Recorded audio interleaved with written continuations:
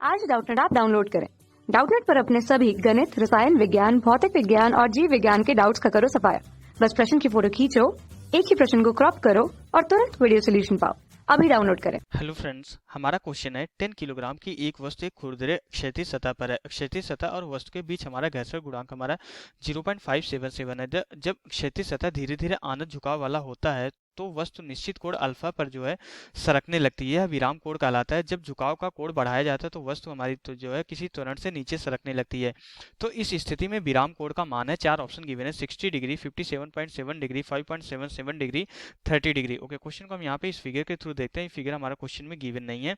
ये मान लेते हैं हमारा यहाँ पे कोण कितना है, ये अल्फा कोण। हमें यही विराम कोण कैलकुलेट करना है। ये विराम कोण वह स्थिति है जब हमारी ये वस्तु जो है इस आनत तल पे फिसलना स्टार्ट करती है। हम क्या करते हैं, ये हमारा पहले क्षैतिज है, इसको धीरे धीरे आनत तल में परिवर्तित कर रहे हैं। तो जब ये एक पर्टिकुलर ऐसा कोण आता है जब ये वस्तु हमारी इस आनत तल पे फिसलना स्टार्ट करती है, तो ये जो उस कंडीशन में जो हमारा कोण होता है वही हमारा क्या होता है, विराम कोण। और हमें इसी विराम कोण की वैल्यू कैलकुलेट करनी है। इसको कैसे कैलकुलेट करेंगे, हमें पता है कि यहाँ पे जो वस्तु हमारी फिसलना कब स्टार्ट करेगी, जब इस पे लगने वाला हमारा जो है बल जो है इसके घर्षण बल के अधिकतम मान के बराबर हो जाए। तो वह यह अवस्था क्या होती है, हमारी जो है वस्तु जो है गति अवस्था में आना स्टार्ट होती है। तो यहाँ पे जो घर्षण के सिद्धांत से हमें पता है, घर्षण के कॉन्सेप्ट से हमें पता है कि अगर हमारा लगाया गया बल, ये हमारा क्या होता है, अप्लाइड फोर्स होता है। अगर ये लेस देन हमारे क्या होता है, एफ एस जो है, एफ एस मैक्स स्थैतिक घर्षण बल के अधिकतम मान के बराबर होता है, तो हमारी वस्तु क्या होती है, इस स्थिति में हमारी वस्तु क्या रहती है, स्थिर रहती है। ओके, लेकिन जब ये हमारा घर्षण लगाया गया बल जो है स्थैतिक घर्षण बल के अधिकतम मान के बराबर हो जाता है, ये हमारी वस्तु इस कंडीशन क्या करती है, गति अवस्था में आना स्टार्ट होती है। ओके, गति अवस्था में आना जो है, गति अवस्था में जो है, गति अवस्था में जो है आना शुरू करती है। ओके, ये गति अवस्था में आना जो है इस कंडीशन पे शुरू करती है। लेकिन जब हमारा लगाया गया बल जो है स्थैतिक घर्षण बल के अधिकतम मान से ज्यादा हो जाता है तो हमारी वस्तु क्या करने लगती है, गति करने लगती है। तब हमारा लगने वाला घर्षण बल कैसा होता है, गति घर्षण बल होता है। तो इसी कंसेप्ट का यूज करके क्वेश्चन को हम यहाँ पे सॉल्व करेंगे। तो हमें सबसे पहले अगर हमें देखना है कि हमारा लगाया गया बल कौन सा लग रहा है, तो हमें इस ब्लॉक पे जो है लगने वाले सारे बल के बारे में हमें चेक करना पड़ेगा। तो हम क्या करेंगे, सबसे पहले इस पे लगने वाले सारे बल का ऑब्जर्व करें, तो फिर हम देखते हैं कि हमारा किस बल के कारण ये गति अवस्था में आने की कोशिश करेगा। फिर उसके बेसिस हम क्या करेंगे, ये वाली कंडीशन अप्लाई करेंगे। फिर वहां पे हम विराम कोण कैलकुलेट कर लेंगे क्योंकि यही वो अवस्था होगी जब हमारी वस्तु यहाँ पे जो है गति करना स्टार्ट करेगी। ओके, सबसे पहले अगर इस पे लगने वाला हमारा बल जो है, यहाँ पे सबसे पहले इसका भार हमारा जो है mg, यहाँ पे इस तरीके से नीचे की तरफ, भार हमेशा ऊर्ध्वाधर नीचे की तरफ काम करता है। अगर इसका द्रव्यमान हम m मान लेते हैं तो इसका भार हमारा कितना हो जाएगा, mg के बराबर हो जाएगा। ओके, अब इसके बाद ये हमारा आनतल के ना ऊर्ध्वाधर दिशा में ना क्षैतिज दिशा में, इसके दो घटक को अगर डिवाइड करें तो एक घटक हमारा इस डायरेक्शन में आएगा। ओके, और दूसरा घटक हमारा यहाँ पे आनतल के समांतर आएगा। और हमारा इस घटक को बैलेंस करने के लिए तल के द्वारा क्या होगा, हमारा सतह के द्वारा एक अवलंब प्रतिक्रिया बल लगाया जाएगा।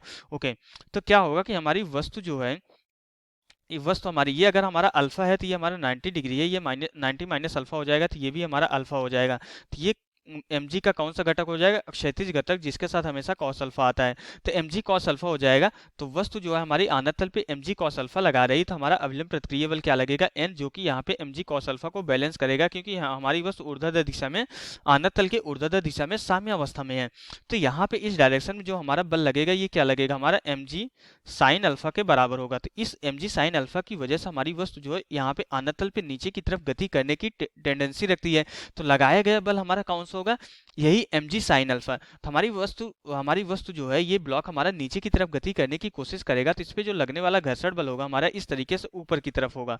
तो घर्षण बल का जो अधिकतम मान है जब mg साइन अल्फा के बराबर हो जाएगा, तो वही कंडीशन हमारी क्या होगी कि ये वस्तु हमारी इस पे जो फिसलने की स्थिति में आना स्टार्ट करेगी। तो उस कंडीशन अल्फा की जो वैल्यू होगी वही हमारा विराम कोण होगा। तो हम यहाँ पे जो है अब कैलकुलेट करते हैं, यहाँ पे ये वाली कंडीशन लगाते हैं हम। यहाँ पे हमारा क्या होगा, लगाया गया बल हमारा ब्लॉक पे कौन सा लग रहा है, mg साइन अल्फा के बराबर लग रहा है। तो ये mg साइन अल्फा जब क्या हो जाएगा, यहाँ पे ये mg साइन अल्फा जब हमारा घर्षण बल के अधिकतम मान के बराबर हो जाएगी, स्थैतिक घर्षण बल के अधिकतम मान के बराबर हो जाएगा, तो वस्तु हमारी फिसलना स्टार्ट करेगी। तो यहाँ पे mg साइन अल्फा इंटू घर्षण बल का अधिकतम मान क्या होता है, स्थैतिक घर्षण गुणांक इंटू अवलंब प्रतिक्रिया बल के बराबर होता है। तो यहाँ पे हमारा अवलंब प्रतिक्रिया बल n क्या करेगा, mg cos अल्फा को बैलेंस कर रहा है, तो n की वैल्यू mg cos अल्फा के बराबर होगी।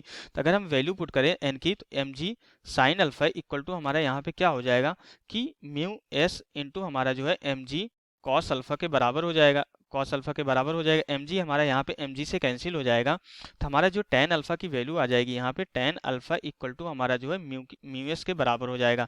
तो यहाँ पे म्यू एस की वैल्यू अगर पुट करें हम, तो tan अल्फा इक्वल टू हमारे म्यू एस की वैल्यू कितनी है, 0.57 इंटू 0.577 के बराबर है। तो यहाँ पे अल्फा की किस वैल्यू के लिए हमारी ये वैल्यू होती है, अल्फा की जो है 30 डिग्री के लिए हमारा यहाँ से tan 30 की वैल्यू हमारी 0.577 होती है, तो अल्फा की वैल्यू हमारी कितनी आ गई, 30 डिग्री के बराबर। तो जो हमारा विराम कोण कैलकुलेट होकर आ गया, कितना आ गया, 30 डिग्री। अब अगर हम यहाँ पे चारों ऑप्शंस को चेक करें तो कौन सा ऑप्शन हमारा करेक्ट हो जाएगा, जो फोर्थ ऑप्शन है हमारा आंसर से मैच कर रहा है, तो फोर्थ ऑप्शन हमारा राइट ऑप्शन हो जाएगा। तो यहाँ से हमारा क्वेश्चन कंप्लीट हो जाता है। Okay, thank you. कक्षा 6वीं से 12वीं से लेकर नीट, IIT, JEE वो एडवांस के लेवल तक 1 करोड़ से ज्यादा छात्रों का भरोसा। आज ही डाउनलोड करें डाउटनेट ऐप या व्हाट्सएप करें अपने सारे डाउट्स 8400 400 400 पर।